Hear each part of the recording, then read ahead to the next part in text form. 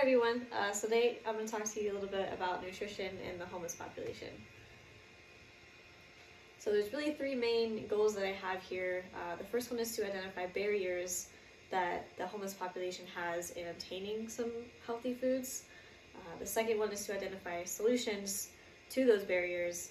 And the third one is to do some research on the effects of having poor nutrition. So there's two parts to the data collection that I actually did. So the first one is the literary analysis. So that's where I go through all the research, the peer-reviewed articles to look at the effects on poor diet. And that's kind of where I found the link between nutrition and mental illness, and also nutrition and medical problems. The second data collection was interviews. So I did complete 6 interviews. 2 of them were social workers that have never been homeless. One of them was a food bank employee, and the other 2 were social workers who have been homeless. So some of the questions that I asked them were really geared towards their experience on access to healthy foods and then the effects of the poor diet that they see within their own clients. A little bit more about the literary review.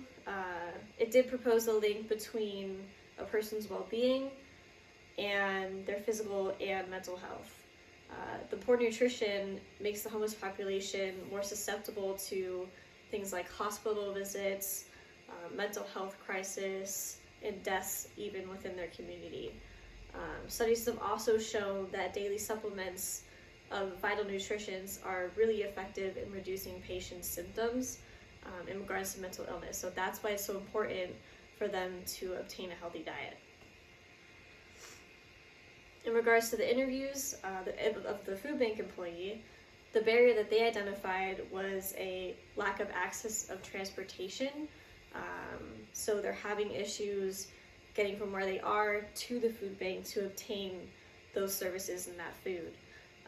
The solution that they kind of proposed was obtaining transportation through their insurance.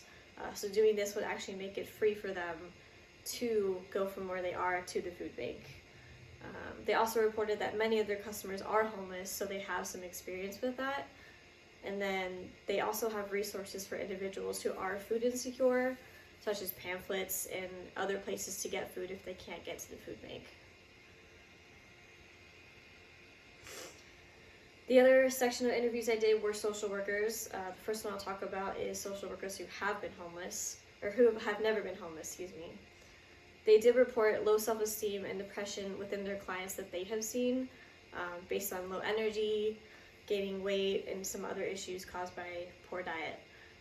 The barrier that they identified was a lack of education in nutrition itself. So they're unaware of what foods are healthy for them, how to shop for healthy food, and their solution was to create pamphlets or trainings on proper nutrition and how to shop on a budget. So the last part about the interviews are the people who are social workers who have been homeless. So the barriers that they kind of proposed were the same as the other people: lack of transportation, and just lack of education. Their solution was to create more classes on budgeting. So basically showing these people how to use their money wisely, what foods you can get, what healthy foods are within their range, especially when people are on things like food stamps. Another barrier that they came up with was they have limited resources to cook and store their food because they are homeless.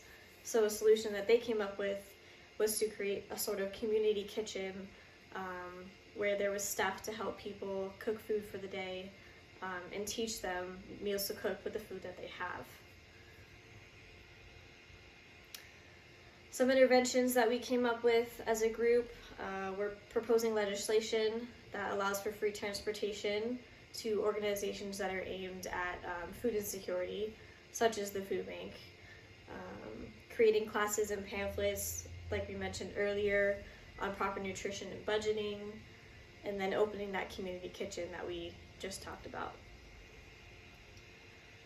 The way that we're going to circulate this information, this needs assessment is actually going to be submitted to the supervisor of all of these social workers that I interviewed.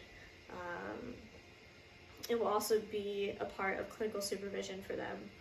And then as far as the food bank, it will be submitted there and other organizations that the food bank works with to kind of get this information out there. So the last part I'll talk about is just my reflection on this project and how it went for me. The successes were completing that literary analysis really helps. Picking the right people to interview was important to me, and then coming up with like relevant interview questions for them to kind of get the information that I was really looking for. Some of the things that hindered me was the lack of information on this subject as a whole. So when I did my literary analysis, it was kind of hard to find information on this topic.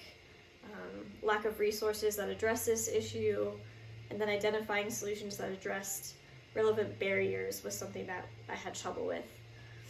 Some future improvement, if I were to do this again, is conducting a wider variety of interviews, identifying resources that others have used, scheduling and completing the interviews really early on, and then doing a second literary analysis after conducting the interviews. And then the last part of this reflection is just kind of what I've learned along the way.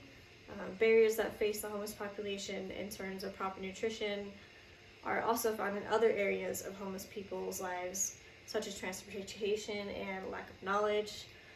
Even the resources that are available don't always have a selection of healthy food. Time and commitment of a needs assessment is very large, so make sure you spread your time wisely. And then lastly, food has an impact on every person's daily life, so this is an important subject. Thank you so much. Have a good day.